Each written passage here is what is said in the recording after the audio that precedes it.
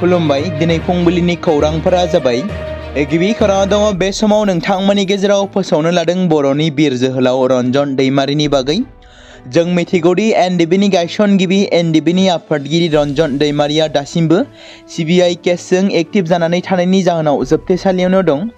दिनैनि समाव जों बयबो गारां दिखांनांगोन दि सोरखारनि हेंथायै जों गोख्रों रावजों उदां खालामनांगौनि थाखाय खौसेयै आगान सुरनांगोन। मानोना गेदेमा रन्जन दैमारिया जोंनि गेजेराव हारिनि गेजेराव थानानै खामानि मावनो खाबु मोननांगौ आरो बिथांबादि सुबुंखौ जोंनि हारिनि गेजेराव उदां जानानै थानांगौ होननानै बयबो लुबैयो। सोर बिथां रन्जन दैमारिखौ जोबथेसालिनिफ्राय उदां अख्राङाव फैजानो लुबैयो। कमेन्टनि गेजेरजों बुंहर लं लिभ रन्जन दैमारि। बे बाथ्राखौ मख'नो गोनांदि बारग' एनडिबिफोरनि गोख्रों नाजानायाव थांनाय माखासे बोसोर सिगाङाव बिथां डिआर नाम्बलानिनो बेल हियारिंआ गोबां खेब जानानै थांदोंब्लाबो मोजां फिथाइ थायाखै। बेनि उनाव 2025 जोबनाय समहालागैसो रन्जन दैमारिनि फिन मोनसेबाव बेल हियारिं जानो गोनां, नाथाय बेनि बागै दासिम जेबो खौरां गैया, जेराव 2025 जोबनो थाखाय बारा गोबाव सम गैलिया। आसा खालामो बे बोसोरनि जोबनायसिमाव थाबैनो गेदेमा रन्जन दैमारिनि बेल हियारिंआ जागोन आरो जाहाथे जोबथेसालिनिफ्राय उदां जानो हायो बेखौनो इसोरनियाव आरज खालामनाय थाबाय। बे बाथ्राखौ मख'नांबावगोन दि थांनाय 2020 मायथाइनि 27 जानुवारि खालाराव बर'नि थामथि गोरोबथा जाय गोरोबथाया एबसु एक्स एनडिबि इउबिपिअ आरो भारत सरकार आरो आसाम सरकार जथायै बिटिआर गोरोबथाया जानानै थांदोंमोन। जाय गोरोबथायाव एबसुनि दैदेनगिरि इउबिपिअनि दैदेनगिरिफोरजों लोगोसे एनडिबिनि गायसनगिरि रन्जन दैमारियाबो गावनि बेसेनगोसा सागानखौ होदोंमोन। नाथाय गोबां समफोरावनो सोंथि नुजादोंमोन बिटिआरनि सागानगिरि जानानै मोनसे एकर्डनि बेसेनगोसा सागानगिरिया बोरै जोबथेसालियाव थानो मोननांखो।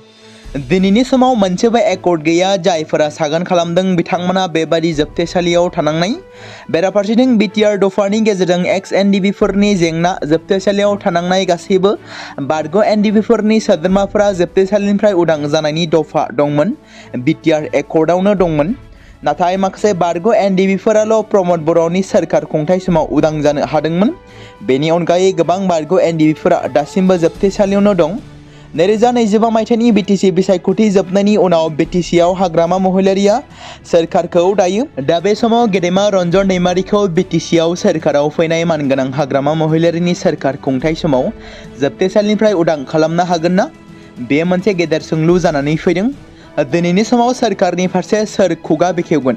गेदेमा रन्जन दैमारिनि उदां खालामनांगौनि थाखाय सोर बाथ्रा दैखांगोन? थारैनो जों गेदेमा रन्जन दैमारि बिथांखौ उदां खालामनो थाखाय खौसेयै आगान सुरनांगोन आरो जों ओंखारबोनांगोन, खुंथाय सोरखारनि हेंथायै बाथ्रा बुंनांगोन।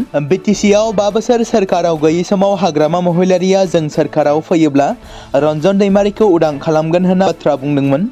नाथाय सोरखाराव फैनायनि उनाव बिथां हाग्रामा महिलारिया रन्जन दैमारिनि बागै एबा रन्जन दैमारिनि फारसे जेबो बाथ्रा बुंनाय नुनो मोनाखै। आसा खालामो बे बोसोरनि जोबनाय समाव थाबैनो जेलनिफ्राय उदां खालामनो हायो एबा जेलनिफ्राय थाबैनो उदां जायो बिथां गेदेमा रन्जन दैमारिया आरो बिथांजों लोगोसे जाखिनि दासिमबो जोबथेसालियावनो दं बिथांमोना गासिबो जाहाथे उदां जायो बेखौनो आसा खालामनाय थाबाय। झारखन्डनि बोकारो जिल्लानि एसपि मनज सर्गियारिया मोनसे स्पेशेल अपारेशन खालामदोंमोन आरो मावबादि महेश उग्रबादिनि सायाव मोनसे अपारेशन खालामनायाव 12 मावबादिया जिउ गोमादोंमोन, जायनि थाखाय मिरु नखर मन्त्रि बिफाननिफ्राय केन्द्रीय गृहमन्त्री दक्षता पदक मोननो हादों बिथां मनज सर्गियारिया। जोबथारनायाव भारत हादोरा नेनानै थानाय बुब्लिया सफैनो हाबाय। मैया आइजो क्रिकेट बुहुम कापनि गिदिर रंजाखांनाय होननानै बुंनांगोन, जेराव आइजो बुहुम कापनि क्रिकेट फाइनाल मेचआव भारत हादोरनि आइजो टीमा देरहासार जानो हाबाय। मख'नो गोनांदि आइजो बुहुम कापनि फाइनाल बादायलायनाया नवी मुम्बाइनि DY पाटिल स्टेडियामाव खुंजादोंमोन आरो मैयानि फाइनाल गेलेनायाव हरमनप्रीत कौरनि दैदेननायाव भारतनि हानजाया खोला आफ्रिकानि हेंथायै मोगा-मोगि बादायलायनायाव देरहासार जानो हानानै चेम्पियन जानो हाबाय। भारतनि आइजो क्रिकेट हानजाया अस्ट्रेलियाखौ सेमिफाइनाल गेलेनायाव फेजेननानै बयनिबो गोसोखौ बोनो हादोंमोन। जोबथा सानखालि हादोरनि दाब दाब जायगानिफ्राय सुबुंफोरा आइजो क्रिकेट हानजाखौ हामलायथि बावहरनाय बादियैनो भारतनि हौवासा क्रिकेट हानजानि सोद्रोमाफ्राबो आइजो हानजानो हामलायथि बावहरदोंमोन, जायनि फिथाइ महरै भारतारि आइजो क्रिकेट हानजाया खोला आफ्रिकाजों मोगा-मोगि बादायलायनायाव मैया चेम्पियन जानो हाबाय, जेराव खोला आफ्रिकाया जेननो गोनां जायो। मख'नो गोनांदि जाय दोलोआ बयनिख्रुइबो बांसिन खेब आइजोफोरनि सानसेयारि बुहुम कापखौ देरहासार जानो हादोंमोन बेनो जादों अस्ट्रेलिया। बे बाथ्राखौ मख'नो गोनांदि 1973 मायथाइनिफ्राय दासिम गासै मोन 12 बुहुम काप खुंखांबाय। बेफोरनि गेजेराव अस्ट्रेलियाया 7 खेब ट्रफी देरहानानै मोनसे रेकर्ड बानायदों। नैथि मासियाव इंलेन्डआ खेब 4 ट्रफी देरहानो हादोंमोन। गुबुन फारसेथिं निउजिलेन्डनि दोलोआ खेबसे बुहुम कापखौ देरहादोंमोन आरो दिनै भारतारि आइजो क्रिकेट हानजायाबो गोदानै गिबि खेबै बुहुमनां चेम्पियन जानो हादों। रबिबारनि मोनाबिलि एबा मैया मोनाबिलि 5:26 रिंगायाव हादोरनि बयनिख्रुइबो गोख्रों फोनांजाब उपग्रह CMS-03 खौ अन्ध्र प्रदेशनि श्रीहरिक'टायाव थानाय सतीश धवन स्पेस सेन्टारनिफ्राय अख्राङाव दैथायहरनाय जादों। मख'नो गोनांदि CMS-03 आ मोनसे माल्टि-बेन्ड मिलिटारि फोनांजाब ग्रहसा।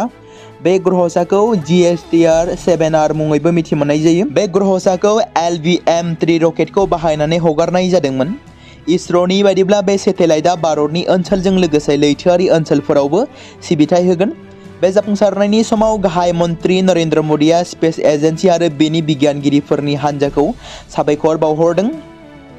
काचार जिल्लायाव फिन आरोबाव 2 नंखाय डक्टरखौ हमनो हादों। मोनसे स्रोद सुलुंनि सायाव बिथा खालामनानै पुलिसआ सिग्रोमनानै दुआरबन आरो तारापुरनिफ्राय 2 नंखाय डक्टरखौ हमनो हादों।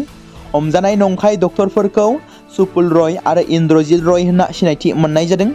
सुपुल रयआ दुआरबन पुलिस थानाय आवथायाव थानाय रसगान्धी साहा बागानाव लक्ष्मी मेडिकेल हल मुंनि फार्मासि सालायगासिनो दंमोन। गोबाव समनिफ्रायनो फाहामथाय होगासिनो दंमोन बिथाङा आरो गावखौनो सासे डक्टर महरै सुबुंफोरनि गेजेराव सिनायथि होदोंमोन। हमजानाय सुपुल रयजों लोगोसे पुलिसआ फार्मासिनिफ्राय प्रिस्क्रिप्शनजों लोगोसे गोबां फोरमान बिलाइफोरखौबो जब्द खालामनो हादोंमन। बे समावनो सिलचरनि तारापुर IND कल'नियाव पुलिसआ सिग्रोमनानै मा आयुर्वेदिक मुंनि फार्मासिनिफ्राय नंखाय डक्टर इन्द्रजित रयखौबो हमनो हायो। सोनाब बंग'नि जलपाइगुरिनि बे इन्द्रजित रयआ थांनाय माखासे समनिफ्रायनो तारापुराव मा आयुर्वेदिक फार्मासि सालायोमोन आरो फाहामथाय होबोगासिनो दंमोन। पुलिसआ बे फार्मासिनिफ्राय माखासे नंखाय फोरमान बिलाइफोरखौबो जब्द खालामनो हादों। लोगोसे 2 सुबुं हमनायजों लोगोसे सिलचर पुलिसआ दासिम गासै 17 नंखाय डक्टरफोरखौ हमनो हाबाय होनना पुलिस फारसेनिफ्राय फोरमायदों। साहा खामानि मावग्राफोरनो थार मोनथाय होनांगौ थामहिनबा ST होनांगौनि होनना दाबि खालामनानै आदिबासि हा मोनथाय फरामा रबिबारखालि नगाव जिल्लानि काटियातालियाव 3 घन्टा रायजो राजाफोरनि धरना हाबाफारि बानजायदों।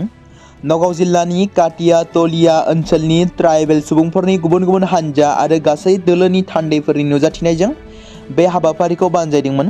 बे सोमावसारनाय हाबाफारियाव ओनसोलनि गुबुन गुबुन जायगानिफ्राय 100सो ट्राइबेल सुबुंफ्रा बाहागो लादोंमोन। हेंथा खालामबाय थानाय ट्राइबेल सुबुंफ्रा बे धरना होनायखौ थि खालामनानै दखल खालामजानाय हाखौ आवग्रिनानै लानाय, हा गैजारोङैफोरनो हा होनाय आरो साहा बागाननि मावग्राफोरनो 661 रां होनानै बायदि बायदि स्ल'गानजों गोख्रों सोमावसारनाय हाबाफारि लानानै बे सोमावसारनायखौ खालामदोंमोन। बयजोंबो मोजां मोनजाग्रा रुंसारि जुबिन गार्गनि जोबथा सावथुन रय रय बिनालिया नैथि सानावबो धेमाजि जिल्लायाव नायगिरिफोरनि अनसायनायखौ नुनो मोन्दों। बेबादिनो धेमाजि जिल्लायाव सरासनस्रा सुबुंफोरजों लोगोसे गोबां राजखान्थि दैदेनगिरिफ्राबो बे सावथुनखौ नायदोंमोन। जेराव सनिबारखालि धेमाजि जिल्लायाव जायगानि MLA आरो हादोरसानि सोलोंथाइ मन्त्रि डक्टर रुनुस पेगु बिथाङा हरनि 12 रिंगानिफ्राय 2:30 रिंगासिम धेमाजिनि RR सिनेमा हलाव सावथुननि 8थि दिन्थिफुंनायखौ नायदोंमोन आरो दिन्थिफुंनायनि सिगां मन्त्रिया महरगिरिनि सावगारियाव मान बावदोंमोन। मोनसे दुखुनांथाव खौरां क'क्राझाराव जाब्रबथायजों 2 बिदा-फंबायनि जिउ खहा। मैया थांनाय मोनायाव क'क्राझार बहलपुर लामायाव थानाय सिलाजनाव मोनसे दुखुनांथाव लामा जाब्रबथाय जालाङो।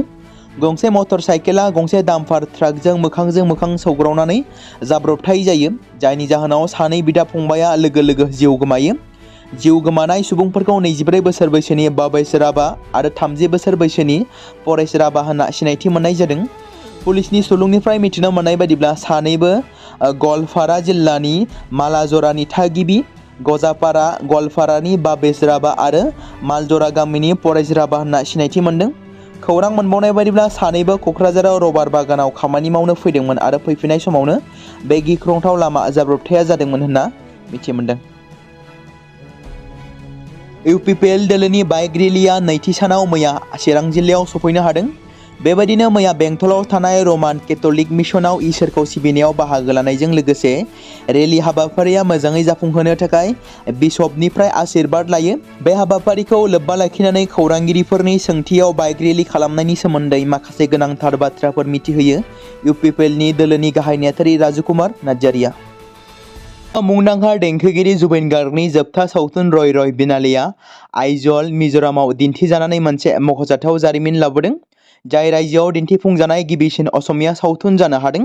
मख'नो गोनांदि सावथुन नायनायाव हाउसफुल जादों आरो जुबिन गार्गनि सावगारियाव गोसो गोरबोजों मान बाउदों नायगिरि बिथांमोना। बिथांनि उनमोनथाय आरो गासै सा-सानजा ओनसोलफोराव जोलैफोरनि सायाव गोहोम खोख्लैनायखौ मान होदों। बेनि अनगायैबो भारत हादोरावनो गोबां सिनेमा हलाव दिन्थिजानायखौ नुनो मोन्दों जुबिन गार्गनि सावथुन रय रय बिनालेखौ। नैथि खौराङाव आसाम हादोरसानि गुबुन गुबुन जायगाफोरजों लोगोसे नगाव जिल्लानि सोनाब ओनसोलाव गोख्रों बार आरो अखा हानायनि जाहोनाव माइनि फोथाराव गोबां खहा खालामलांदों। बे समाव आसार सावन आरो जुन जुलाइ दानफोराव जेब्ला सरासनस्रायै सालि माइखौ गायनाय जायो अब्ला नगाव जिल्लानि गोबां ओनसोलाव जोबोद रानस्राव जादोंमोन, जायनि जाहोनाव बारजों फोथारफोरा खहा जादों। मख'नो गोनांदि बोथोरनि हरखाब सोमजिनाय आबादारिफोरनि खस्थ' खामायनाय गोबां आबादफोरा थाद'नाय गैयै अखा हानायजों जोबस्रांनायनि लामायाव। नगाव जिल्लानि सोनाब ओनसोलफोर जेरै बड'द्रआ, बेतियानि, रायदनगिया, इबयती, नास्टात्रा, जाजरी, कासमारी, हासरा, बांटाई, कागमारी, बगुरिगुरी आरो बमरगुरी बायदि ओनसोलफोरनि माखासे मुंदांखा माइ गायग्रा फोथारफोराव आइजं, सोनमसुरी, बरा, कमल बायदि बायदि रोखोमनि माइनि दोरोङारि रोखोमफोरा बार आरो अखाजों सिलिंखार जानानै आबादारिफोरखौ खैफोद गोनां थासारियाव खोख्लैदों। फोथाराव दै जमा जानाय आरो माइनि थुख्रा गोसारलांनायनि जाहोनाव आबादनि खहा जानायनि जाउनाव जिंगा सिखांनाय सोमजिहोदों। मेघालय सोरखारा मुंदांखा रोजाबगिरि रुंसारि जुबिन गार्गखौ 14 आरो 15 नभेम्बर खालाराव जानो गोनां चेरी ब्लसम फेस्टिवल 2025 आव जर'खायै मान बावगोन। देंखो आरो हारिमुआव बिथांनि मख'जाथाव बिहोमाखौ नोजोर होनानै बे फोरबोआव बिथांनि खाथि सोमोन्दोनि देंखोगिरिफ्रा मान बावनाय दिन्थिफुंगोन। गिबि मन्त्रि कनराड चांमाया स्क्रिप्ट, जेसन डेरुलु, डिप्ल' बायदि हादोरनाङारि हाथरखिफोरखौ लाफानानै मोनसे गोहोम गोनां सारि फोसावदों। बे फोरबोआव जायगानि रोंग'थि हारिमुआरि बादायलायनाय आरो दिन्थिफुंनायफोरखौ दिन्थिनाय जागोन, जेराव 50,000सो दावबायारिफोर आरो रोजा रोजा दावबायारिफ्रा शिलंआव फैगोन। बे हाबाफारिखौ गोबां जायगाफोराव खुंनाय जागोन, जेराव टिकेटखौ अनलाइन आरो थिखानाय टिकेट काउन्टारफोराव मोननो हागोन होनना मिथिहोदों। बेरगावनि 18थि आइजो जोलुर बादायलायनाया जोबनानै थांबाय। बेरगाव एथलेटिक्स क्लाब आइजो दोलोआ चेम्पियन जाबाय। बेरगावनि बबिता पासीआ साबसिन गेलेगिरिनि बान्था देरहासार जानो हादों। बेरगाव दख'रा एबसु आरो बेरगाव गेलेमु आफादनि जथाय बानजायनायाव खुंनाय 18थि आइजो जोलुर ट्रफियाव बेरगाव एथलेटिक्स क्लाबा देरहासार जानो हादों। बेरगाव जौसिन फरायसालि गेलेग्रा फोथाराव उदालगुरि जिल्ला एबसुनि आफादगिरि कर्नेलियास दैमारिया बेखेवनाय जोबथा बादायलायनायाव बेरगाव एथलेटिक्स क्लाबा बाक्सा बागानपारा एफसिखौ 6 गलाव फेजेननो हानानै देरहासारनि ट्रफिखौ मोननो हायो। बे समाव मोनसे गोनां फोसावथाय बर' सावथुन नायनानै मोजां मोनग्रा गासै बर' रायजो राजाफोरनि गेजेराव लानानै फैदों मोनसे बर'नि OTT प्लेटफर्म गोनां, जाय प्लेटफर्मनि गेजेरजों नोंथांमोना बर'नि गोदान गोजाम सावथुनफोरखौ नुनो मोनगोन। थांनाय माखासे बोसोर सिगां बर'नि गेजेराव लानानै फैनाय निउबो एप बायदिनो फिन आरोबाव लानानै फैदों बर' रायजो राजाफोरनि थाखाय। बे बाथ्राखौ मख'नाया गोनांदि 2025 मायथाइनि जानुवारि दानाव ओंखारनाय आंगो स्ट्रिम मुंनि मोनसे OTT प्लेटफर्म गोनां निउबो एपनि गेजेरजों नोंथांमोना गोबांथार बर'नि सावथुनफोर जेरै ट्रेजेडि, रमान्टिक, एक्सन आरो कमेडिजों बुंफबनाय सावथुनफोरखौ नुनो मोनगोन। जेरै सनानि नखर, थांखि गैयै समाज, अनसुला आफा, हिर', बिमा बायदि बाजै, अर, थैसाम, वान्टेड, संदान आरो रं नाम्बार बायदि सावथुनफोरा मख'जाथाव। बेफोर सावथुनफोरखौ नायनो थाखाय नोंथांमोना गिबियावनो आंगो स्ट्रिम एपखौ गाव गावनि मबाइलाव थानाय प्ले स्ट'रनिफ्राय डाउनल'ड खालामनानै लोगोसे इनस्टल खालामनानै गावनि मबाइल नाम्बारजों लगइन खालामनानै लाग्रोनांगोन। बेनि उनाव नोंथांमोना गोबांथार नुनो मोनै सावथुनफोरखौ गुगोल पे, फन पे आरो पेटिएमजों रं नाम्बार सावथुनखौ नायनो थाखाय 60 रां आरो संदान सावथुनखौ नायनो थाखाय 80 रां, वान्टेड सावथुनखौ नायनो थाखाय 60 रां, थैसाम सावथुनखौ नायनो थाखाय 60 रां बेबायदिनो गोबांथार नुनो मोनै सावथुनफोरखौ नायनो थाखाय सुबिदा खालामनानै होदों आंगो स्ट्रिम प्लेटफर्मा। फिन नोंथांमोननि गेजेराव फोरमायबावनो लादों बर' सावथुन नायनानै मोजां मोनग्रा गासै बर' रायजो राजाफोरनि गेजेराव लानानै फैदों मोनसे बर'नि OTT प्लेटफर्म गोनां जाय प्लेटफर्मनि गेजेरजों नोंथांमोना बर'नि नुनो मोनै सावथुनफोर जेराव गोदान गोजाम सावथुनफोरखौ नुनो मोनगोन। बे बाथ्राखौ मख'नाया गोनांदि 2025 मायथाइनि जानुवारि दानाव दिहुनजानाय आंगो स्ट्रिम मुंनि मोनसे OTT प्लेटफर्म गोनां एपनि गेजेरजों नोंथांमोना गोबांथार बर'नि ट्रेजेडी, रमान्टिक, एक्शन आरो कमेडीजों बुंफबनाय सावथुनफोरखौ नुनो मोनगोन।